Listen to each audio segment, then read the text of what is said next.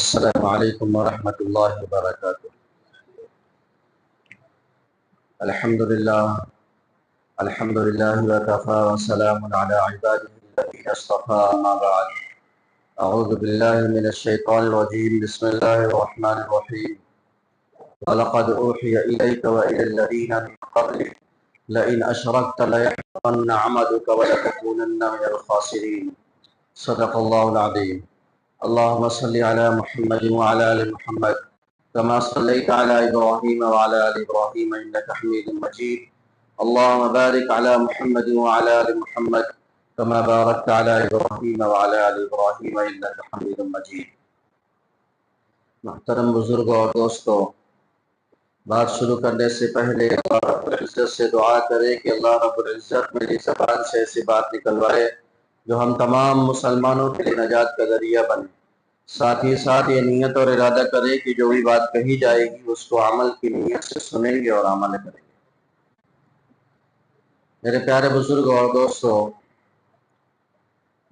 اللہ تبارک و تعالی نے جنت بنایا اور جہنم میں بنایا، اور اس دنیا میں ہم سب کو بھیجا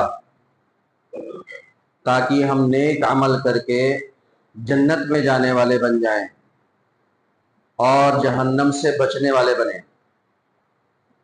اس کے لیے اللہ تبارک و تعالی نے 1,24,000 کم و بیش انبیاء اکرام کو دنیا میں مبعوث فرمایا کہ کہیں میرے بندے بھٹک کر شیطان کی پیروی کرنے والے نہ بن جائیں اور اس کے ساتھ ساتھ جہنم میں جانے والے نہ بن جائیں۔ یہ اللہ تبارک و تعالیٰ کی ہم سے محبت کی دلیل ہے۔ میرے پیارے بزرگ اور دوستو، اللہ تبارک و تعالیٰ ہم سے بے پناہ محبت کرتے ہیں۔ اب اگر ہم ہی نہیں چاہیں تو میرے پیارے بزرگ اور دوستو ہمیں کوئی سیدھا راستہ نہیں دکھا سکتا۔ اللہ تبارک و تعالیٰ نے خود فرمایا ان اللہ لا یغیر ما بقوم حتی یغیروا ما بانفسہم۔ اسی کو شاعر نے شعر میں اس کا ترجمہ کیا ہے، خدا نے آج تک اس قوم کی حالت نہیں بدلی، خدا نے آج تک اس قوم کی حالت نہیں بدلی، نہ ہو جس کو خیال آپ اپنی حالت بدلنے کا۔ جب تک ہم اپنے آپ کو بدلنا نہیں چاہیں گے، اللہ تبارک و تعالیٰ بھی کہتا ہے جانے دے اس کو کوئی فکر ہی نہیں ہے۔ اللہ نے کہا ہے کہ تم ایک بالشت آؤ تو میں ایک ہاتھ آؤں گا، ایک ہاتھ آؤ تو میں 2 ہاتھ آؤں گا، تم چل کر آؤ گے تو دوڑ کر آؤں گا۔ اللہ تبارک و تعالیٰ چاہتے ہیں کہ بندہ پہل کرے۔ میرے پیارے بزرگ اور دوستو، اسی لیے اللہ تبارک و تعالیٰ نے تاکہ ہم جنت میں جانے والے بن جائیں ہمارے چھوٹے چھوٹے عمل کو بڑا بنا دیا، اور بہت ساری چیزوں کے انعامات کے طور پر اللہ تبارک و تعالیٰ نے بہت ساری راتیں ہمیں عطا فرمائی۔ ہفتے میں جمعہ کا دن عطا فرمایا ہے نا، جمعہ کے دن ایک ایسی گھڑی عطا فرمائی کہ اللہ تبارک و تعالیٰ فرماتے ہیں کہ اس گھڑی میں جو بھی بندہ دعا مانگے گا میں اس کی دعا کو قبول کروں گا۔ آج وہ دن ہے۔ ہم ہفتے میں اتنے پریشان رہتے ہیں، ہم یہاں وہاں کہاں دوڑتے ہیں پریشانی کے عالم میں، کیا ہم ہفتے میں ایک دن نکال کر اللہ تبارک و تعالیٰ کی بارگاہ میں صبح سے لے کر شام تک حاضری نہیں دے سکتے؟ میرے پیارے بزرگ اور دوستو، اس کے بارے میں اختلاف ہے۔ دیکھیے، جو چیز اللہ تبارک و تعالیٰ نے انعام کے طور پر رکھا ہے اس چیز کو اللہ تبارک و تعالیٰ نے مبہم کر دیا۔ جیسے شب قدر کی رات ہے، اب شب قدر کی اتنی فضیلت ہے، لیکن اللہ تبارک و تعالیٰ نے اس کی جو متعین تھا وقت اس کو ختم کر دیا کہ کہیں ایسا نہ ہو کہ اس کی قیمت میرے بندوں کے اندر سے ختم ہو جائے۔ اللہ تبارک و تعالیٰ نے جمعہ کے دن وہ گھڑی رکھی کہ ایک ایسی گھڑی ہے جس میں میں دعاؤں کو قبول کرتا ہوں۔ اس میں بہت ساری فضیلتیں ہیں میرے پیارے بزرگ اور دوستو، لیکن اس گھڑی کو چھپا دیا کہ یہ گھڑی کون سے وقت ہوگی، اور اس میں اختلاف ہے۔ کچھ لوگ کہتے ہیں جمعہ کے دن ہوتا ہے، جمعہ کے وقت جب خطبہ شروع ہوتا ہے تب وہ گھڑی ہوتی ہے۔ کچھ لوگ کہتے ہیں عصر سے لے کے مغرب تک کا وقت ہوتا ہے۔ بہت سارے اس کے اقوال ہیں، لیکن میرے پیارے بزرگ اور دوستو، جب جس چیز کو اللہ تبارک و تعالیٰ نے مبہم رکھا ہے تو ضرور کوئی نہ کوئی اس میں فائدہ ہوگا، تاکہ ہم زیادہ سے زیادہ عبادت کرنے والے ہو جائیں۔ اسی کی وجہ سے شب قدر اللہ تبارک و تعالیٰ نے کہا کہ جو اس میں عبادت کر لے گا 1000 مہینوں سے زیادہ اس کی عبادت کا ثواب لکھا جائے گا، لیکن اس کو چھپا دیا، کہا کہ رمضان کی طاق راتوں میں تلاش کرو۔ اس کی وجہ سے اگر ہم ہر طاق رات میں عبادت کر رہے ہیں تو ہر طاق رات کی عبادت کا ثواب لکھا جائے گا، پلس ہو سکتا ہے کہ اسی عبادت کرنے کی وجہ سے ہمیں شب قدر بھی نصیب ہو جائے۔ اسی طریقے سے جمعہ کا دن اللہ تبارک و تعالیٰ نے عید کے دن کے طور پر متعین کیا کہ یہ ہفتے کی عید ہے، بندہ 6 دن کام کر رہا ہے، ایک دن فارغ ہو کر کے اسی کی لالچ میں کہ وہ گھڑی مجھے مل جائے، صبح سے شام تک جو ہے عبادت پہ مشغول ہو جائے، آنا کتنی تلاوتیں کر لے گا، کتنی دعائیں مانگ لے گا، کتنی نفلیں پڑھ لے گا، اس کا ثواب الگ ہوگا، پلس اس وقت کی دعا کی قبولیت کی گھڑی اس کو نصیب ہو جائے گی۔ میرے پیارے بزرگ اور دوستو، اللہ تبارک و تعالی نے بے پناہ نعمتوں سے ہمیں نوازا ہے، اور چھوٹے چھوٹے اعمال پر بڑے بڑے ثواب کا وعدہ کر رکھا ہے اللہ تبارک و تعالی نے۔ اسی طریقے سے میرے پیارے بزرگ اور دوستو، ہمارے چھوٹے چھوٹے اعمال کی وجہ سے ہمارے ثواب کو بھی ختم کر دیتا ہے اللہ تبارک و تعالی۔ دیکھیں، رائی کے دانے کے برابر بچا کر لے جانے پر ایمان، اللہ تبارک و تعالیٰ نے جو ہمیں ایمان عطا فرمایا ہے، اسی ایمان کی بنیاد پر جنت اور جہنم کا فیصلہ ہونے والا ہے۔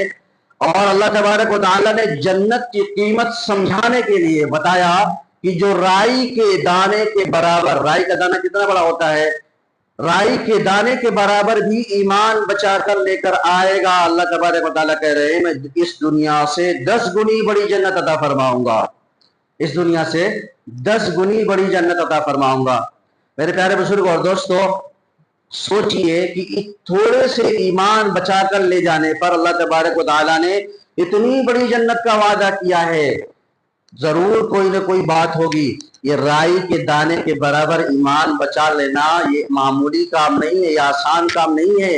شیطان میرے پیارے بزرگ اور دوستو ہمارے پیچھے لگا ہوا ہے 24 گھنٹہ، ہم تو سو بھی جاتے ہیں، ہم تو غفلت میں بھی پڑ جاتے ہیں، ہم عیش و آرام میں بھی پڑ جاتے ہیں، لیکن یہ شیطان ہمیشہ ہر وقت ہمارے ایمان کو اچک لینے کی فراق میں لگا ہوا ہے۔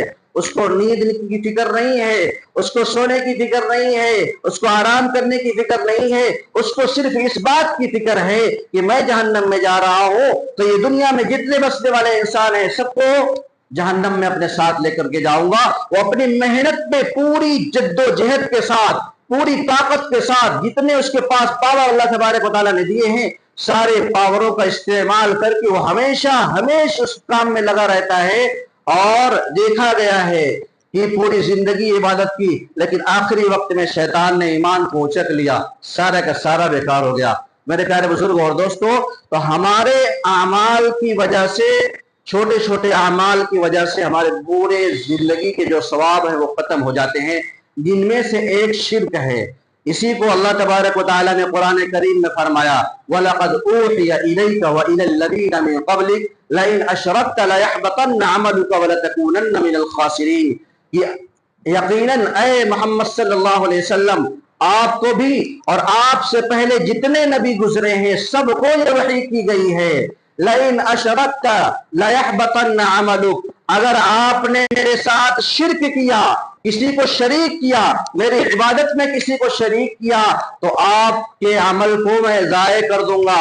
لَيَحْبَطَنَّ عَمَلُكَ وَلَتَكُونَنَّ مِنَ الْخَاسِرِينَ، اور آپ نقصان اٹھانے والے میں سے ہو جائیں گے۔ میرے پیارے بزرگ اور دوستو، یہ وارننگ نبی کو مل رہی ہے، یہ وارننگ نبی کو مل رہی ہے، جبکہ اللہ تو خود کہہ رہا ہے کہ نبی تو گناہوں سے معصوم ہوتے ہیں، اللہ تبارک و تعالیٰ ان کو گناہوں سے پاک و صاف رکھتا ہے۔ تو یہ وارننگ کس کے لیے مل رہی ہے؟ یہ ہم جیسے لوگوں کے لیے وارننگ ہو رہی ہے۔ اللہ تبارک و تعالیٰ کی وارننگ ہے کہ آپ سے پہلے جو قومیں گزری ہیں ان کو بھی یہ بات بتلائی گئی تھی میرے نبیوں کے ذریعے سے، اب آپ اپنی امت کو بھی یہ بات بتلا دیجئے کہ جو بھی میرے ساتھ شرک کرے گا اس کے سارے اعمال کو میں برباد کر دوں گا، سارے اعمال کو برباد کر دوں گا۔ میرے پیارے بزرگ اور دوستو، ابن جدعان نامی زمانے جاہلیت میں ایک شخص تھا، بہت ہی صدقہ خیرات کیا کرتا تھا، بہت ہی زیادہ لوگوں کی مدد کیا کرتا تھا، یعنی جتنے بھی نیک اعمال تھے شاید یوں ایسا ہو جو کوئی نیک عمل نہیں کیا کرتا تھا۔ حضرت عائشہ رضی اللہ عنہا نے اس کے متعلق اللہ کے نبی صلی اللہ علیہ وسلم سے پوچھا کہ اللہ کے نبی صلی اللہ علیہ وسلم کیا یہ شخص جنت میں جائے گا؟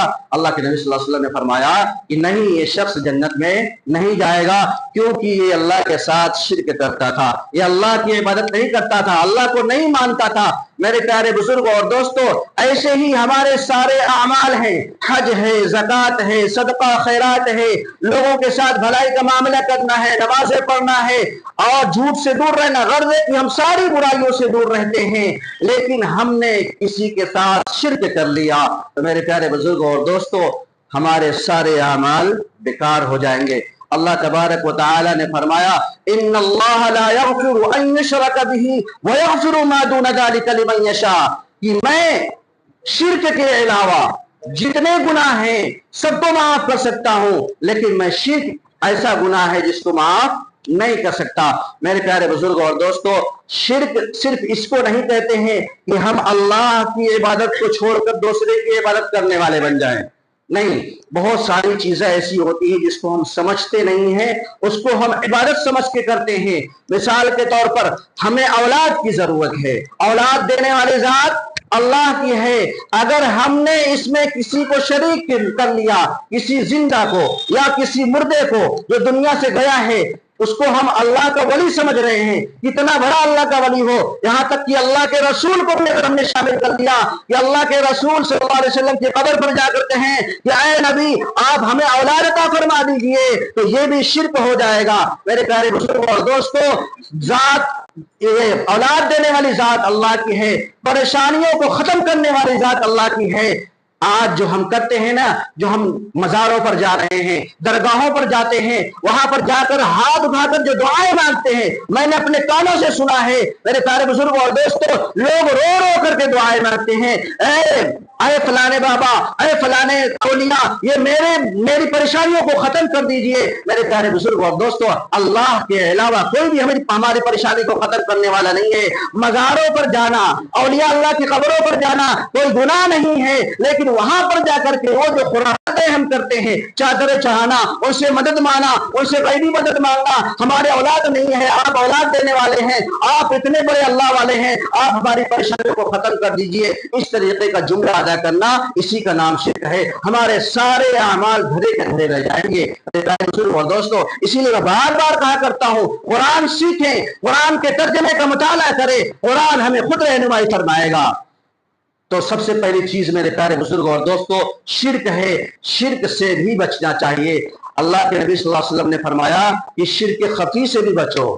شرک ایک ہوتا ہے شرک جو عام طور سے جس کو ہم کہتے ہیں اللہ کے ساتھ کسی کو شریک کر لینا، کسی کی قبر پر جا کر مدد مانگنا، اولاد مانگنا، یا کسی کی عبادت کر لینا اللہ کے علاوہ، یہ سب شرک ہے۔ لیکن اس کے علاوہ ایک شرک خفی بھی ہے۔ شرک خفی جس کو ہم کہتے ہیں ریاکاری، دکھلاوا۔ نماز پڑھ رہے ہیں لیکن دل میں یہ خیال ہے کہ میری نماز کوئی دیکھے کہے کہ کتنا بڑا اللہ والا ہے، کتنی اچھی نماز پڑھتا ہے۔ ہم صدقہ خیرات کر رہے ہیں لیکن دل میں یہ خیال ہے لوگ کہیں یہ کتنا سخی آدمی ہے۔ ہم حج کر رہے ہیں لیکن دل میں یہ خیال ہو لوگ کہیں کہ یہ تو ہر سال حج کرتا ہے، ہر سال عمرے کرتا ہے۔ ہم کسی کے ساتھ بھلائی کا معاملہ کر رہے ہیں لیکن دل میں یہ ذرہ برابر خیال ہو رہا ہے کہ لوگ میری تعریفیں کریں، تو اس کا نام بھی شرک ہے، شرک خفی۔ اللہ کے نبی صلی اللہ علیہ وسلم نے کہا اس سے ہمیں پناہ مانگنی چاہیے، اللہ ہمیں شرک خفی سے بچائے۔ تو ریاکاری کی وجہ سے بھی ہمارے اعمال ضائع ہو جائیں گے۔ کل قیامت کے دن اللہ تبارک و تعالیٰ کہے گا کہ جس کا سوچ کے تم نے عبادت کی تھی، جو دل میں تمہارے خیال تھا کہ لوگ تمہاری بھلائی کریں، تو جاؤ ان سے مانگ لو، اللہ تبارک و تعالیٰ ان کے حوالے کر دے گا۔ میرے پیارے بزرگ اور دوستو، پھر وہ کون دینے والا ہے؟ وہاں تو کوئی بھی ایک نیکی دینے والا نہیں ہوگا۔ ایک ماں کتنی محبت کرتی ہے، اللہ تبارک و تعالیٰ نے اس کے بارے میں فرمایا یوم یفر المرء من اخیہ وامہ وابیہ وصاحبتہ وبنیہ لکل امرئ منہم یومئذ شأن یغنیہ، کہ ماں بیٹے سے بھی بھاگے گی اس دن، ایک نیکی نہیں دینے کے لیے تیار ہوگی، جو یہاں پر سارے عیش و آرام کو قربان کرنے کے لیے تیار ہو جا رہی ہے، لیکن کل قیامت کے دن وہی ماں اپنا چہرہ چھپا کے بھی پھرے گی کہ کہیں میرا بیٹا مجھ سے ایک نیکی نہ مانگ لے۔ تو جب سوچو کہ جو ماں دنیا میں سب سے زیادہ محبت کرنے والی تھی، وہ ماں بھی ایک نیکی دینے کے لیے تیار نہیں ہوگی، تو پھر دنیا والے ہمیں کیا نیکی دینے کے لیے تیار ہوں گے؟ میرے پیارے بزرگ اور دوستو، تو ریاکاری کی وجہ سے بھی ہمارے سارے اعمال ضائع ہو جاتے ہیں، اور فرمایا کہ شراب پینے کی وجہ سے بھی ہمارے سارے اعمال برباد ہو جاتے ہیں۔ شراب کہا کہ ساری برائیوں کی جڑ ہے، شراب نوشی ساری برائیوں کی جڑ ہے۔ آج تو شراب کے ساتھ ساتھ دنیا بھر کے ٹیبلٹ، دنیا بھر کی گولیاں، پتہ نہیں کیا کیا آ گئی ہیں، چھوٹی سی گولی کھا لو، شراب کا باپ ہے وہ سب کو پھیل کر دیتا ہے۔ میرے پیارے بزرگوں اور دوستو، شراب کے جتنی بھی چیزیں ہیں، اس کے متعلق سے جتنی بھی نشہ آور چیزیں ہیں، جتنے بھی لوگ اس کا استعمال کرتے ہیں، اگر خدا نخواستہ اسی حال میں انتقال ہوا تو دنیا سے تو بے ایمانی کی حالت میں گیا، پھر اس کا کوئی پرسان حال ہی نہیں ہوگا، وہ سیدھے جہنم میں جائے گا۔ اور اگر نہیں بھی دنیا سے گیا تو شراب نوشی کے عمل کی وجہ سے، مثال کے طور پر صبح سے لے کر شام تک نمازیں پڑھی، رات کو جا کر کے لے لیا، اس کے بعد پتہ چلا کہ جتنے اعمال تھے سب بیکار ہو گئے، پھر اسرے نو اس کو عمل کرنا پڑے گا۔ اسی طریقے سے کہا کہ اسلام کا مذاق نہیں اڑانا چاہیے، اسلام کا مذاق نہیں اڑانا چاہیے۔ میں ایک مثال دے کر کے بات کو ختم کروں گا، وقت نہیں رہتا، باتیں بہت کچھ کہنی رہتی ہیں میرے پیارے بزرگ اور دوستو، لیکن وقت اجازت نہیں دیتا ہے، اسی کم وقت میں سمیٹنا رہتا ہے۔ بس اسی امید کے ساتھ کہ ہو سکتا ہے کہ کسی کے دل میں بات اثر کر جائے، تو کہنا سننا سب میرے پیارے بزرگ اور دوستو فائدہ مند ثابت ہو جائے۔ میرے پیارے بزرگ اور دوستو، حضرت عمر رضی اللہ تعالیٰ نے ایک مرتبہ تورات لے کر کے آئے اور اللہ کے نبی صلی اللہ علیہ وسلم کے سامنے بیٹھ کر کے پڑھنے لگے۔ دیکھیے اللہ کے نبی صلی اللہ علیہ وسلم، اس میں کتنی اچھی اچھی باتیں لکھی گئی ہیں، اس میں کتنی اچھی اچھی باتیں لکھی گئی ہیں۔ جب وہ پڑھنا شروع کر رہے ہیں، تورات کی تعریف کر رہے ہیں، اللہ کے نبی صلی اللہ علیہ وسلم کا چہرے تغیر ہونے لگے، بدلنے لگے، زرد ہونے لگے، غصے کی وجہ سے آنکھ لال ہو گئی۔ اللہ کے نبی صلی اللہ علیہ وسلم نے غصے کے عالم میں فرمایا کہ اے عمر، اگر اس وقت حضرت موسیٰ بھی ہوتے تب بھی ان کو اس قرآن کی اتباع کرنی پڑتی، اس کے بغیر ان کو نجات نہیں ملتی۔ میں تمہیں قرآن تمہارے سامنے لے کر کے آیا ہوں، قرآن تو سراپا ہدایت ہے، اس قرآن کے بعد کسی کتاب کی ضرورت نہیں ہے۔ کیا تم بھی یہود و نصارہ کی طرح ہونا چاہتے ہو؟ دوسرے موقع پر حضرت عمر رضی اللہ تعالیٰ عنہ نے کہا کہ اللہ کے نبی صلی اللہ علیہ وسلم، تورات میں کچھ اچھی اچھی باتیں لکھی گئی ہیں، چاہیے کہ ہمیں ان کو لکھ لینا چاہیے۔ اللہ کے نبی صلی اللہ علیہ وسلم نے پھر غصے کا اظہار فرمایا، کیا تمہارے پاس قرآن نہیں ہے؟ میرے پیارے بزرگ اور دوستو، آج بھی ہم دیکھیں جو نئی نسل کے بچے آ رہے ہیں، یہ مغربی تہذیب والے جو ہیں، مغربی تہذیب کو پسند کر رہے ہیں۔ ان مغربی تہذیب کی وجہ سے، اسکول اور کالجوں میں پڑھنے کی وجہ سے، جو اسلام سے ہٹ کر کے جہاں پر ہے، جو اسکول اور کالج ہے جہاں پر اسلام کا نام و نشان نہیں ہے، ہم تو دیکھتے نہیں، اپنے بچوں کو ایسے اچھے کالجوں میں داخل کروا دیتے ہیں، یہاں کی تعلیم بڑا اعلیٰ ہے، لیکن ہم دین کی فکر نہیں کرتے۔ وہی بچے میرے پیارے بزرگ اور دوستو اسلام کے دشمن بن کے کھڑے ہوتے ہیں، ان کے ذہن دھیرے دھیرے یہ بنائے جاتے ہیں کہ جو اسلام کی جتنی بھی چیزیں ہیں، مثال کے طور پر اسلام کی جتنی چیزیں جیسے پردہ ہے، داڑھی ہے، یہ سب چیزیں صحیح نہیں ہیں۔ ان کو سکھایا جاتا ہے کہ آپ جو ہے داڑھی کو سپاچٹ رکھیے، داڑھی کو صاف کر کے رکھیے، آپ کی عزت دنیا میں بنی رہے گی۔ داڑھی آپ رکھیں گے تو آپ کو لوگ عزت کی نگاہ سے نہیں دیکھیں گے، آپ پردہ کر کے چلیں گے۔ ہمارے ماں بہنوں کو، بیٹیوں کو سکھایا جاتا ہے کہ آپ پردہ کر کے چلو گی، نقاب پہن کے چلو گی تو لوگ تم کو گری ہوئی نگاہ سے دیکھیں گے، جس کی وجہ سے ان کے دل میں پردے کی اہمیت ختم ہو جاتی ہے، داڑھی کی اہمیت ختم ہو جاتی ہے۔ آج اگر کہا جائے کہ 4 شادیاں کرنا ہے، لوگ اس کو بھی غلط نگاہ سے دیکھتے ہیں۔ اسی طریقے سے اسلام میں جو حدیں مقرر کی گئی ہیں، چوری کرنے پر، زنا کرنے پر جو حدیں مقرر کی گئی ہیں، لوگ کہتے ہیں کہ یہ ظلم ہے۔ کیوں؟ کیونکہ میرے پیارے بزرگ اور دوستو ان کے اندر مغربی تہذیب رچی اور بسی ہوئی ہے۔ اسی لیے کہا کہ اسلام کا مذاق نہیں اڑانا چاہیے۔ اگر یہ دل ہمارے خیال آ رہا ہے تو ہمارے سارے عمل کو ضائع کر دے گا۔ اسی طریقے سے اور بھی بہت ساری چیزیں انشاءاللہ وقت رہے گا تو پھر بتا دیا جائے گا، لیکن جو یہ چیزیں بتائی گئی ہیں میرے پیارے بزرگ اور دوستو، ان میں سب سے پہلی چیز شرک سے اللہ تبارک و تعالیٰ سے ہمیشہ دعا کرے کہ اللہ تبارک و تعالیٰ ہمیں شرک سے محفوظ رکھے، شرک خفی سے بھی اور شرک جلی سے بھی، جو کھلا ہوا شرک ہے اس کے ساتھ بھی، جو چھپا ہوا شرک ہے اس کے ساتھ بھی، اور اسلام کا مذاق اڑانے سے، ریاکاری کرنے سے، اور گناہ اور اکیلے میں گناہ کرنے سے۔ ہم اکیلے میں تو ثواب کا کام کر لیتے ہیں، لیکن پتہ چلا کہ کہیں پر کوئی نہیں ہے، ہم اس کی برائی کر دیے، فلاں کی برائی کر دیے، اس کو کہتے ہیں غیبت۔ یہ غیبت تو اور خطرناک وائرس ہے۔ ایسا وائرس ہے میرے پیارے بزرگ اور دوستوں، ہمارے سارے فنکشن کو ختم کر دیتا ہے۔ کل قیامت کے دن ہماری ساری نیکیاں اڑا لے جائے گا اور دوسرے کے سارے گناہ ہمارے اوپر لاد دے گا۔ اللہ تبارک و تعالیٰ سے دعا کرے کہ اللہ تبارک و تعالیٰ ہمیں کہنے سننے سے عمل کرنے کی توفیق عطا فرمائے۔ وآخر دعوانا الحمدللہ رب العالمین۔